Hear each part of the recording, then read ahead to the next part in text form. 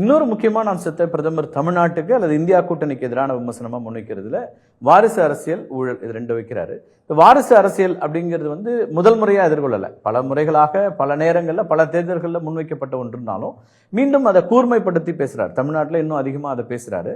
இந்த விமர்சனங்களை எப்படி பாக்குறீங்க, மக்கள் எப்படி பாக்குறாங்க? இல்லை, வேற சொல்றதுக்கு ஒன்றும் இல்லைன்னா திரும்ப திரும்ப இதையே சொல்லிக்கிட்டு இருக்கலாம். நான் பிரதமர்கிட்ட ஒன்று கேட்குறேன். அவங்களுடைய கட்சியில எத்தனையோ வாரிசுகள் இன்னைக்கு வேட்பாளர்களாக நிறுத்தப்பட்டிருக்கிறார்கள். கிட்டத்தட்ட எல்லா அரச பரம்பரைகளிலும் இருக்கக்கூடியவர்கள் முக்கால்வாசி பேர் அவங்களுடைய வேட்பாளராக தான் நிறுத்தப்பட்டிருக்கிறார்கள். இவங்க மற்றவங்களை பார்த்து வாரிசு அரசியல் அப்படின்னு ஒரு விஷயத்தை முன் வைக்கிறதே தவறான ஒன்று. ஏன்னா இவங்களுக்கு சொல்லக்கூடிய அந்த விஷயத்தை முன்வைக்கக்கூடிய தகுதி அவர்களுக்கு அடிப்படையில் கிடையாது. அடுத்தது வாரிசுங்கிறது ஒருவேளை உள்ள அரசியலுக்குள்ளே வரக்கூடிய அந்த சூழ்நிலையில் அது உதவிகரமாக இருக்கலாம்.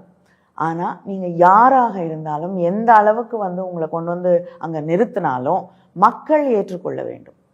மக்கள் ஏற்றுக்கொள்ளாவிட்டால் நீங்கள் யாருடைய வாரிசாக இருந்தாலும், எப்படிப்பட்ட வாரிசாக இருந்தாலும், யார் உங்களை கொண்டு நிறுத்தணும்னு நினைச்சாலும் நிச்சயமாக நிற்க முடியாது, அரசியலில் தொடர முடியாது. ஓகே, அது ஒரு இன்ட்ரோடக்ஷனுக்கு யூஸ் ஆகும். ஆனால் சர்வைவ் பண்றதுக்கு அவங்களுடைய வேலை அப்படிங்கிறது தான் அவங்க யாருங்கிறது தான் அவங்கள நிலைநிறுத்தும். ஓகே.